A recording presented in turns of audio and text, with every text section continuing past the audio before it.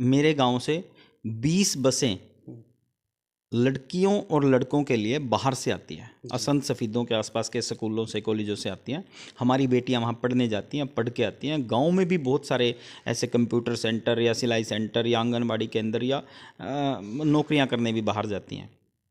आप पत्रकार महोदय मेरे गांव पे ये प्रश्न चिन्ह नहीं लगा सकते कि यहाँ की बेटियां सुरक्षित नहीं महसूस करती। हमारी बेटियों को आप पूछेंगे तो वो अपने आप को इस गांव में सुरक्षित महसूस करती हैं। इस गांव में ना कोई अनपढ़ गंवार है, सब पढ़े लिखे लोग हैं।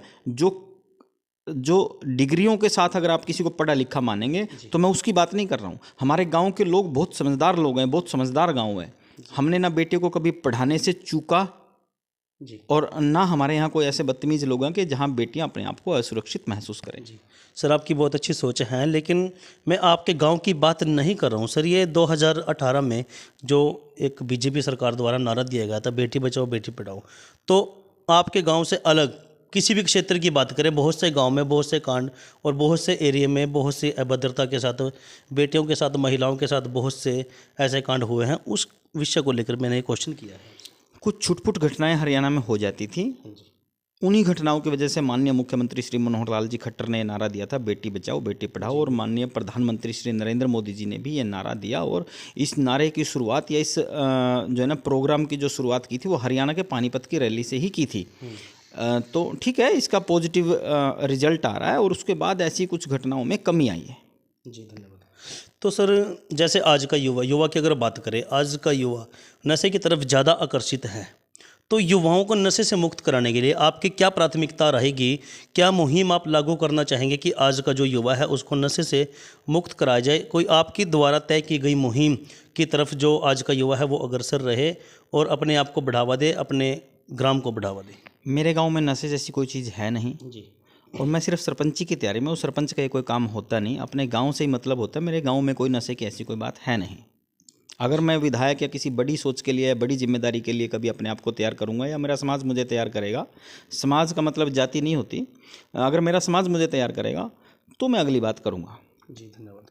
तो सर, आपके गांव की ऐसी कौन सी खामियां आज तक रही हैं, जो समस्याएं आज तक जूं के तू बनी हुई है, जिनका निवारण आज तक नहीं हो पाया, उन समस्याओं का निवारण आप किस प्रकार से करना चाहेंगे? सबसे बड़ी कमी मेरे गांव के आज तक अतिक्रमण की रही। सब अपने गांव, अपने घर के सामने गलियों को दबाने का या ऐसा दुस्साहस कर लेते हैं जिसमें आज तक किसी भी सरपंच ने ऐसी कोई भूमिका नहीं निभाई। मेरी प्राथमिकता अतिक्रमण को हटाने की रहेगी। मैं गांव में गलियों को दबाने नहीं दूंगा और गांव में जो सफाई की जो अव्यवस्था अभी बनी हुई है ये मैं नहीं होने दूंगा। अगर मैं सरपंच बनूंगा तो सरपंची एक दिन चले या अनेक दिन चले, सफाई के बिना ये गांव नहीं रहेगा, अतिक्रमण के साथ ये गांव नहीं रहेगा। बहुत अच्छी सोच है सर आपकी। तो नरेंद्र जी, जैसे आज किसानों की अगर बात करें, आज किसान भाई हैं, आप भी एक किसान हैं, तो आज किसान भाइयों आज लगभग 1 महीने से आज धरना प्रदर्शन पर बैठे हैं और बहुत से किसानों की किसी न किसी कारण मौत भी हो गई है। तो सर, और जैसे आप बीजेपी से जुड़े हुए हैं, तो क्या सोच है आपकी कि सरकार किस प्रकार से, सरकार को एक्शन लेना चाहिए और किस प्रकार से जो किसानों की मांग है उसको पूरा किया जा सके? मेरे हिसाब से जो किसान आंदोलन पे बैठे हैं वो भ्रमित किसान हैं। आप पत्रकार महोदय इस गांव में भी फिर रहे हैं, आप आसपास के बहुत सारे गांव में हर रोज़ जाते हैं और किसान तो गांव में काम कर रहे हैं। आज का जो समय है गेहूं में पानी लगाने का समय है। बताइए ऐसा कोई किसान है जिसके गेहूं में पानी ना लगा और वो दिल्ली जाके धरने पे बैठा हो? सब किसान अपने गांव में अपने पानी चला रहे हैं अपने खेतों में। कोई धरने पे बैठने का किसी के पास समय ही नहीं होता। ये समय आजकल का समय, वो भ्रमित किसान है, वो दिमाग के या कान के कच्चे लोग हैं जो मेरे जैसे राजनीतिक लोगों की बातों में आकर के भले बुरे का ज्ञान ना पहचान करके भ्रमित लोग जो वहाँ पे जाके बैठते हैं, मैं उनको भ्रमित लोग कहूँगा, मैं उनको किसान नहीं कहूँगा। और एक मिनट, और अगर किसी सरकार की पॉलिसी में कोई कमी है, 70 साल से मेरे पिताजी मेरे दादाजी सब किसान रहे, हमने सबसे, मैं 40 साल का होने को हूँ, हमें सबसे यही सुनने में आया कि खेती घाटे का सौदा है। अगर 70 साल से खेती घाटे का सौदा है तो कुछ बदलाव की ज़रूरत है। जो माननीय प्रधानमंत्री जी ने करके दिखाया उसे देखिए। 2-4 साल बाद अगर ये रिजल्ट नेगेटिव आता है तो फिर धरने प्रदर्शन हो सकते हैं, आंदोलन हो सकते हैं। या फिर ये घाटे का सौदा नहीं है, फिर क्यों रोते हैं जी किसान? घाटे का सौदा है, घाटे का सौदा है तो उसको बदलाव करके देखने की जरूरत है। बदलाव किया तो उसको देखिए थोड़े दिन, उसको 2 4 5 साल देखिए, देख के रिजल्ट अगर गलत आएगा तो फिर भी आंदोलन हो सकता है। फिर क्या हो नहीं सकता, फिर भी आंदोलन हो सकता है। तो सर क्या लगता है आपको, किस आंदोलन के पीछे अलग जो पार्टियां हैं उनका हाथ है? जैसे राजनेता की बात करें, मैं किसी अलग पार्टी की राजनीति नहीं करता।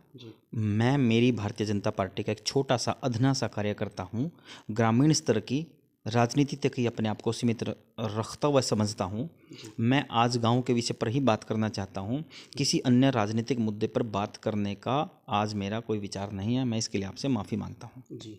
तो जनाब, जैसे अंत में हम छोटी सी जानकारी लेंगे कि कोरोना महामारी चली हुई है और 2020 जाने वाला है और 2021 आगमन पर है, तो आप किस प्रकार का बधाई संदेश आज अपने ग्रामवासियों को देना चाहेंगे? कोरोना के चलते बधाई का कोई विषय नहीं हो सकता। कोरोना एक महामारी है, महामारी कोई बधाई का विषय नहीं हो सकती। माफ़ी मांगता हूँ पत्रकार महोदय आपसे। मैं तो एक शोक व्यक्त करना चाहता हूँ इस दुनिया के सामने कि हम इस महामारी से गुजर रहे हैं। हमारे अच्छे दिन आने वाले हैं। ये वैक्सीन हमारे देश में पूर्ण रूप से बनने को तैयार है। कुछ देश में बन चुकी है। आज से ही रूस जैसे देश में उसकी शुरुआत हुई है और वैक्सीनेशन लगाने की, और कुछ दिन बाद हमारे देश में भी ये वैक्सीनेशन शुरू हो जाएगी। मैं इसके लिए शोक व्यक्त करता हूँ कि हमारा देश महामारी से गुजरा। 9 महीने जैसे गर्भ में एक बच्चा अपनी माँ के, जिसको कहते हैं कि नरक भोग रहा होता है, वो एक नरक होता है, फिर वो स्वर्ग में आता है। ये दुनिया को स्वर्ग कहते हैं हम, इस दुनिया को जो भगवान ने बनाया है इसे स्वर्ग कहते हैं हम। इसी प्रकार हम 9 महीने से नरक भोग रहे थे।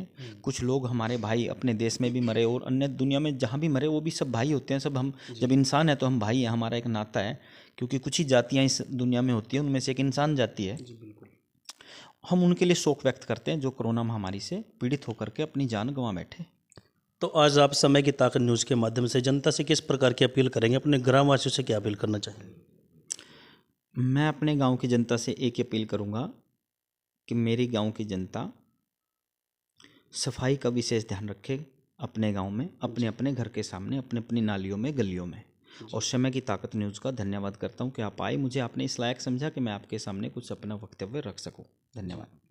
धन्यवाद। देखिए, आज की खास कड़ी में हमारे साथ थे नरेंद्र मोहना जी, जिनकी बहुत अच्छी सोच के साथ जो ग्रामवासियों ने अब की बार इनको आशीर्वाद देने की बात कही है कि अब की बार इनको सरपंच पद और गांव की भागदौड़ इनके हाथ में जो देने की बात की है, तो हमें भी लगता है कि अब की बार ग्राम पंचायत मुआना का कुछ अलग ही विकास होगा। और अपने चैनल के माध्यम से हम भी यही ग्रामवासियों से अपील करते हैं कि अब की बार युवा साथी हैं और नरेंद्र जी का बहुत अच्छे तरीके से साथ दें, समर्थन करें ताकि गाँव का विकास भरपूर तरीके से हो सके। तो बने रहें समय की ताकत न्यूज़ के साथ। राजू राणा के साथ राजेश सिरसवाल की एक रिपोर्ट।